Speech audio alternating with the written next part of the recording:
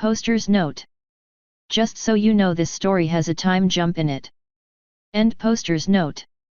Son-in-Law of Discord by Disney Fanatic 2364. Chapter 2. Family. It felt weird being at a wedding. 5 years ago, a wedding for Mothball meant hunting ground. After all, there was no event that had more love. Who knew Mothball would end up being a groom stallion at one? He was in one of his many disguises, a green unicorn with blue hair, dressed in a blue tuxedo to match the groom's. Standing in front of him was Applejack and Spike's adopted son Cinnamon Stick, Rainbow Dash and Soren's 14-year-old daughter Prism and their older daughter Lightning Dash, who stood behind her twin brother Thunder as the best mare. The Pegasus was staring into his bride's brilliant green eyes. Apple Blossom was in a simple but elegant white gown, her orange mane tied up in a bun. Behind her stood her teenage cousin Cinnamon Roll, followed by Screwball and their friend Dinky. The 5-year-old dragon pony Apple Spike sat at Cinnamon Roll's hooves, his green reptilian eyes staring intently at the jeweled golden rings in the cushion he held. Cinnamon Roll kept glancing at her brother to make sure he didn't eat them. Beside him, with an empty basket in her mouth, stood Rarity and Fancy Pants' youngest daughter Jewel, a white 3-year-old unicorn with a smooth lavender mane tied into a tiny ponytail. Princess Twilight Sparkle stood between the bride and groom, giving her speech. Mothball didn't pay much heed to it as his gaze wandered around the crowd. The wedding was held at Sweet Apple Acres, the bride and groom standing beneath the gazebo as they said their vows while the attendees watched from the 2 columns of wooden benches. On the groom's side was the Dash family, his parents in the front row. Soren was sobbing his eyes out while Rainbow was patting him on the back, trying very hard not to do the same. Behind the family sat all their friends, including the Discord, Pants, Sparkle, and Pie families. The bride's side stretched out much further, as it contained every single member of the Apple family. Apple Blossom's parents, Big Macintosh and Cheerly, sat in the front row, along with her Uncle Spike, her aunts Applejack and Apple Bloom, and Granny Smith. It was a wonder how that pony was still alive. Mothball turned his attention back to the bride and groom. Over the 5 years he had lived with Screwball, he had gotten to know her friends better. Thunder Dash and Cinnamon Stick had become his best friends and were quite helpful in dating advice, since they had girlfriends themselves. He couldn't help but smirk whenever he saw Cinnamon Stick and Dinky lean out of their lines to steal glances from each other. Mothball could feel the love radiating off the soon-to-be married couple as well as the not-married one. While he'd learned to control his feeding around ponies, he could still feel instances of love without trying. He was glad to see the 2 lovebirds tying the knot, as Screwball had told him they had been crushing on each other since kindergarten and had only started dating 5 years ago, not long before Mothball came into the picture. After Twilight had used her magic to slide the rings onto the bride's and groom's hooves, she announced, "I now pronounce this couple husband and wife." Thunder Dash and Apple Blossom didn't wait for the princess to tell them to kiss. The crowd cheered, but the bride's family was the loudest as they shouted "Yee-haw!" and threw their hats in the air. The reception was even rowdier, as the bride and groom's first dance was to an upbeat country tune. Mothball stood and watched from the punch bowl with Lightning and Cinnamon Stick. "Guess this means we're related now," the Earth Pony said to the Pegasus. "Guess so," Lightning giggled. "So," she said with a sly grin, "when are you and Dinky gonna tie the knot?" Cinnamon Stick's brown cheeks turned red. "Well, we kinda decided to wait until our baking business gets off the ground. You know, we wanna be able to provide for each other before we take any big leaps." Lightning Dash sighed as she watched other couples join the bride and groom on the dance floor. "Looks like I'm the only single one in the group." "You still have time," Mothball pointed out. "I mean, you guys are hardly even 20 yet." "Yeah," Cinnamon Stick smirked. "Thunder had to marry my cousin now because Uncle Big Mac wasn't sure of his intentions towards his daughter." "Boy, do I know how that feels," the changeling muttered under his breath. "I know we're all young," Lightning sighed, "but now that my brother's settling down, I kinda wanna settle down too." You sure you're ready after that breakup with Aquafresh? Cinnamon Stick asked. Yeah, I think so. Then you're in luck. 'Cause I think my cousin Apple Tart over there's giving you the eye. Lightning looked in the direction he was pointing and then raised an eyebrow at him. Aren't they all my cousins now? Only by marriage. Besides, he whispered in her ear, they're distant. The Pegasus grinned and made her way across the field. Think it'll work out? Cinnamon Stick asked Mothball. The changeling shrugged. They both have a slight attraction. I can't predict the future though. Hey! Oomph! Mothball exclaimed as a pink hoof rung around his neck. How about a dance, lover boy? Screwball demanded. The changeling smiled. Sure. She pouted. I wish you wouldn't wear that disguise. Ponies are used to you enough. Mothball sighed. The ponies of Ponyville are used to seeing me. Apple Blossom's cousins, however. Oh, so what if they see you? What's the worst that could happen? I don't know. A giant mob of cowponies carrying pitchforks and shotguns. Oh, you. She giggled, playfully nudging his shoulder. No, he's right, actually, Cinnamon Stick said with a shrug. There's always a pitchfork or something at these things, in case the groom gets cold hooves. Did ya hear about my parents' wedding? Screwball rolled her eyes. You're not helping. Whatever.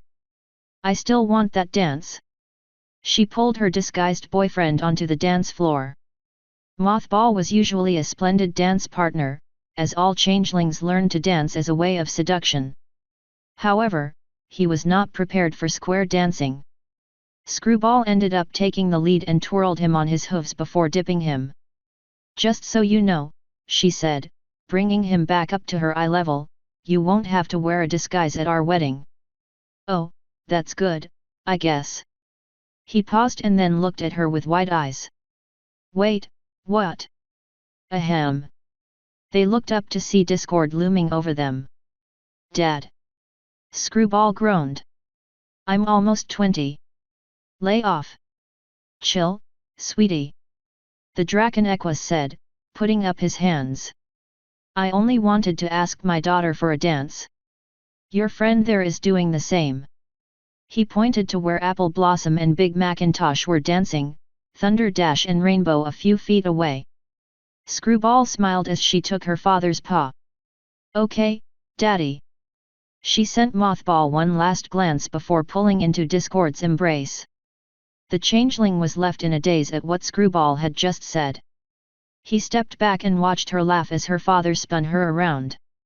He had always loved that bubbling laugh of hers. It was one of the first things he had found interesting about her. It was so enchanting that he couldn't help but laugh along with it. Her bridesmaid gown was red to go with the apple theme. She wasn't wearing her propeller hat, which was rare, allowing her purple and white curls to fly freely in the wind. Even from afar, he could see the sparkle in her swirly purple eyes. He longed for them to be near again so he could gaze into infinity. Things had been going well over the past 5 years. Despite Discord's constant hovering, Mothball enjoyed living in the Castle of Chaos. There was so much space and with so many rooms filled with random things, it was hard to get bored. Fluttershy had taken the role of his adoptive mother, and while her constant nitpicking could get annoying, fixing his mane and dressing him for the weather, he rather liked the warmth he received from her. His thoughts were momentarily interrupted by a high-pitched scream, "Mom!" Mothball looked down as a 3-year-old purple alicorn with a short light blue and pink mane ran past him. She was followed by Zany, now 5 years old, with a picture book hovering beside him, snapping like an alligator. "Zany's trying to bite me with my book!" the young alicorn screeched. "Nom, nom, nom, nom." Zany taunted as he used his chaotic magic to open and close the book. It was stopped by a green aura that carried it into Mothball's hooves. Zany flinched under his glare. Even though the changeling was disguised, Zany somehow always knew it was his sister's boyfriend. "Really, Zany? Mothball said sternly. How many times has your mother told you to play nice with the other kids? I was playing nice. Zany protested, crossing his hooves. But Twinkle Toes is a scaredy cat. I am not. The Alicorn filly exclaimed, walking up with an orange Pegasus stallion at her side. What's going on? Flash Sentry demanded. Zany here was chasing Twinkle with her book, Mothball replied, darting his eyes at the colt. But he's very sorry and won't do it again. Right. Zany grunted. Yet. The changeling nodded and floated the book down to the little Alicorn. Here you go, Twinkle. Humph. She huffed. Now, Twinkle Sparkle, Flash said, patting his daughter on the back. Zany said he was sorry. Humph. She said again, turning on her hoof with her nose in the air. Flash gave Mothball a silent thanks before following her. Mothball glared back down at Zany. She started it, the colt grumbled. I don't wanna hear it, Mothball said, taking his hoof and dragging him over to Fluttershy. Mom, I think Junior here wants a dance with you. Fluttershy saw the grumpiness in her young son's face. What'd he do this time? Fight with Twinkle, the changeling explained. Again? Zany, how many times have I told you? I told him. That didn't stop Fluttershy from starting a long lecture with her son. Mothball smiled a bit and left the two alone. Zany was another thing he loved about his new life. The little tyke was like a brother to him, and Mothball had been around for so long that Zany considered him his big brother. Even though the chaotic colt would make mischief on several occasions, he was still fun to play with and at times, super adorable. Mothball glanced between Fluttershy scolding Zany and Discord dancing with Screwball. The four had really become his family, much more than the changelings had ever been. And as he watched his beautiful Screwball, he couldn't argue that he belonged here. That's when he made a decision that would change his life forever. Asterisk. Zany was bouncing off the walls when they returned to the Castle of Chaos. It took both Discord and Screwball to catch him. Once the colt was calmed down, Fluttershy took him in her hooves and flew him upstairs to put him to bed. Screwball yawned and decided she should get some sleep too. She hugged her father and kissed Mothball on the cheek before floating to her room. For once, the changeling was grateful to be alone with Discord. Mr. Discord? He asked with a twinge of nervousness. Can I ask you something important? Discord looked down at him with a neutral expression. It was not the first time Mothball had asked him for advice. Despite the continuing tension between them, Discord was the only older male figure in the boy's life, and he would sometimes come to him with things a son would ask his father. What the heck? He shrugged, teleporting them both to the couch. What do you want to talk about, kid? Well, Mothball muttered, rubbing the back of his neck, the wedding today got me thinking, and, now, I know you don't like me very much, sir, but... He took a deep breath. I want permission to marry your daughter. He shut his eyes, expecting a scolding, or at least for the Draken Equus to summon a glass of water, drink it and spit it out. All he heard was silence. Confused, Mothball opened one eye and was surprised to see Discord smirking. Well, it's about time. Mothball opened his other eye. You mean you're not mad?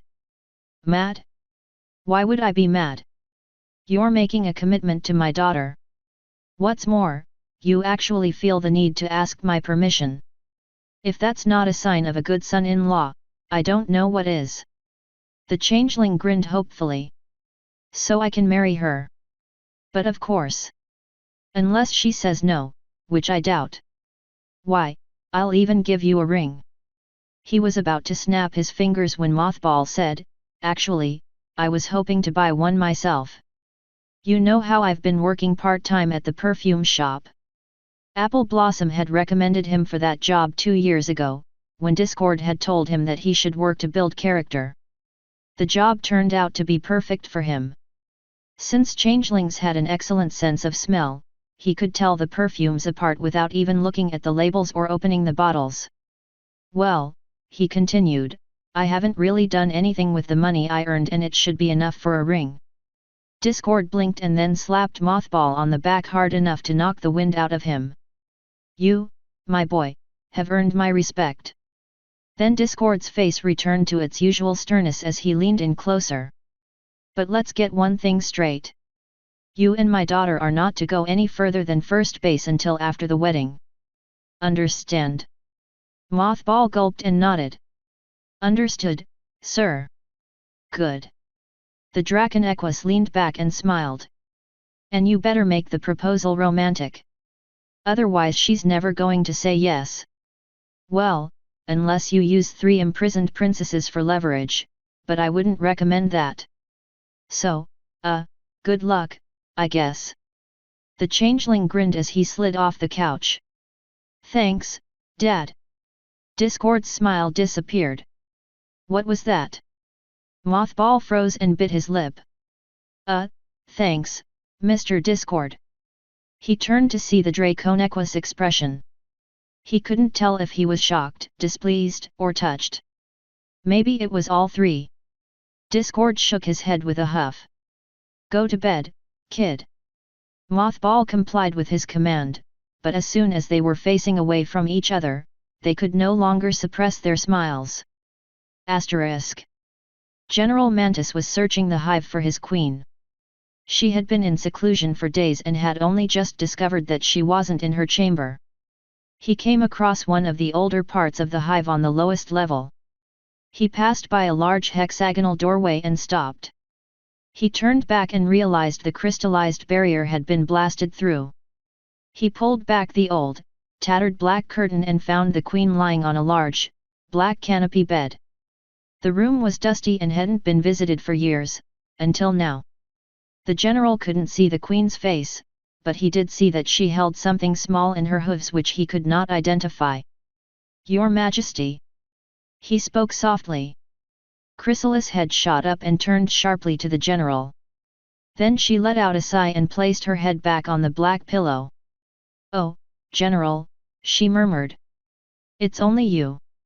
General Mantis glanced around the bedroom. My queen, is this where you've been for the past few days? She dodged his question with one of her own, how long have you been my general, Mantis? He paused to ponder the answer.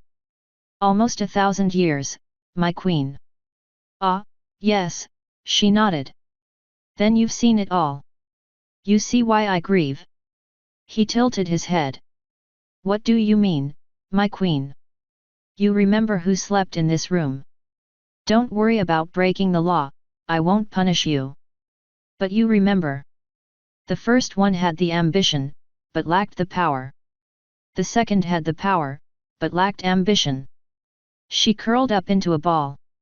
The general couldn't remember ever seeing the queen this vulnerable.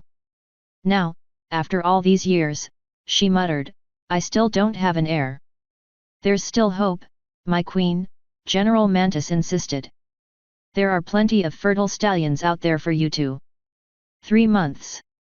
He blinked. Come again. She sat up and looked at him. In her eyes was something the general had never seen in all the years he had served her, fear. 3 months, Mantis, she repeated in a cracked voice. I haven't given birth in 3 months. The general stiffened at what she was implying. It could just be a hiccup, Your Majesty. After all, 3 months isn't that long, eh? You fool! She bellowed, leaping off the bed and onto her hooves. Don't you realize what is happening? You know as well as I do that when a queen loses her fertility. She stopped suddenly. The general gasped as her legs gave out. He flew over and caught her before she hit the floor. The color had drained from her face and her eyes were glazed over. They looked up wearily at the general. She's no good anymore. Author's note. Sorry for the time jump, but I wanted to get to the point of the story. I hope it wasn't too confusing. FYI, the apple tart in here is not the one mentioned in Apple Family Reunion. I just couldn't think of an apple name. Consider it a family name. I'm not going to go into a lot of detail on the other Ox, because 1, they are not the main focus of the story. 2, there are things from CMC, the next generation, the spin-off series of this universe, I don't want to spoil. But I imagine some of you don't remember much from the last story since it's been so long. Rainbow Dash and Soren have fraternal twins, Thunder and Lightning Dash, and a younger daughter named Prism, one of the main characters in the CMC series. Applejack and Spike have 2 adopted foals, Cinnamon Stick and Cinnamon Roll, as well as a biological foal, Apple Spike. Rarity and Fancy Pants have 2 daughters, Gemstone and Jewel, her birth occurred in the CMC series. Apple Blossom is Big Mac and Cheerilee's daughter. And, yes. I named Twilight's daughter Twinkle Sparkle, don't kill me. End author's note. End chapter 2. Family.